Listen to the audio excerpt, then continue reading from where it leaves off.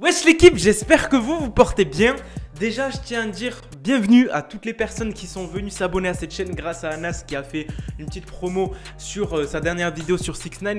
Vous êtes au bon endroit si vous kiffez 6ix9ine, si vous kiffez les... Qu'est-ce que je dis ?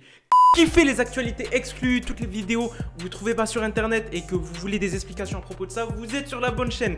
Mais ça ne veut pas dire qu'il faut rester là et regarder. Mettez un like, n'hésitez pas à exploser cette barre de like comme vous l'avez fait sur la dernière vidéo. N'hésitez pas à vous abonner et surtout activer la cloche pour rester informé de toutes les dernières actualités à propos de 6ix9ine.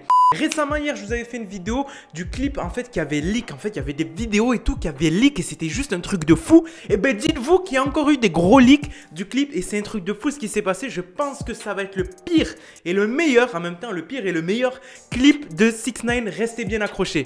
Donc comme je vous avais dit, on avait eu le leak comme quoi Tim Salomon, la personne vous m'avez rectifié, vous m'avez dit qu'elle loue pas ses voitures, c'est ses voitures carrément, d'accord. Il a une collection de voitures de fou malade, mais qui, on va dire, loue les voitures à 6ix9ine, clairement, il utilise des voitures dans son clip et tout, etc. A mis d'autres photos du Lamborghini Urus, on a pu le spotted en ville à New York, imaginez le délire, ça valide le fait que le clip va se dérouler à New York, et on a pu voir cette photo-là, parce qu'il n'y a pas que ce véhicule-là, il y a d'autres Lamborghini Urus, il y a des Murcielago, il y a des Aventador et tout, etc. C'est un bordel ce clip de fou malade. Il va y avoir des voitures de fou. Donc c'est un truc de fou. Regardez juste l'image, le nombre de voitures qu'il y a, la line-up de voitures, c'est juste dingue.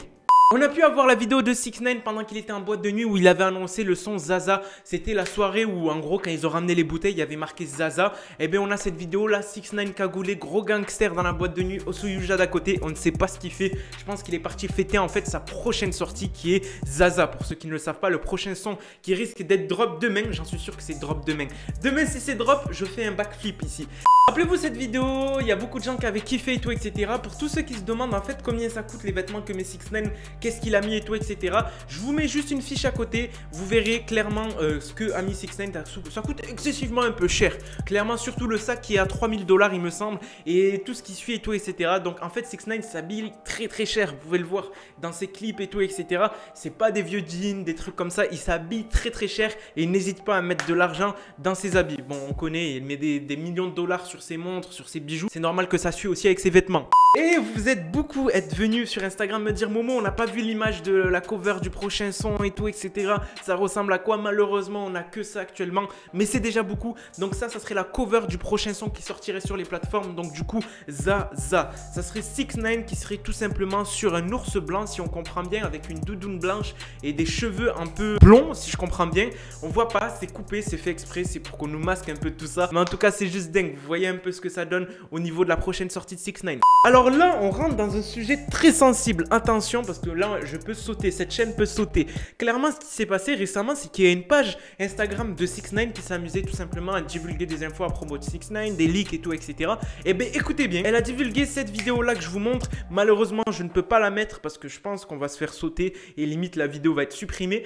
Elle a divulgué cette photo-là et devinez ce qui s'est passé. Ben, il y a 6ix9ine en personne qui est venu la voir directement sur sa page et il y a demandé de supprimer car ça ruine en fait le son. En gros, tous les leaks qu'on va avoir et tout, etc. se font supprimer par l'équipe de 6ix9ine et même 6ix9ine qui vient en privé. Là, je vous parle d'un compte Instagram qui a 4000 abonnés. C'est pas un gros compte qui a des 100 000, 200 000. 6ix9ine est jusqu'à parti le voir parce qu'il avait 4000 abonnés, qu'il avait mis cette vidéo et qu'elle tournait un peu sur les réseaux sociaux. Vous voyez ce que ça donne à propos de 6ix9ine? Il est vraiment très engagé sur ce clip et je pense que ça va être un clip de fou malade. D'ailleurs, pour tous ceux qui ont vu la vidéo de ça, vous avez compté le nombre de meufs qu'il y a à l'intérieur et hier, vous avez eu raison. Sur l'image que vous avez mis, il y avait exactement 8 meufs. Rappelez-vous, 6ix9ine et Trippie Redd, c'était l'histoire d'amour jusqu'à qu'il y a eu le gros clash et on a retrouvé une vidéo qui date de 2017 de 6ix9ine et Trippie Redd ensemble avec toute leur équipe et on peut voir qu'ils étaient très très proches. C'était une époque où ils faisaient des featuring ensemble et tout, etc. Il me semble qu'ils étaient signés à la même maison disque, donc directement, clairement, ils devaient collaborer ensemble et tout. C'était cool jusqu'au jour où il y a eu le clash. Donc il y a beaucoup de gens qui sont partis en commentaire et qui ont dit que c'est vraiment dommage qu'ils se sont clashés parce qu'ils auraient pu plier des classiques ensemble. Et c'est vrai, franchement, ils auraient pu plier quelques classiques.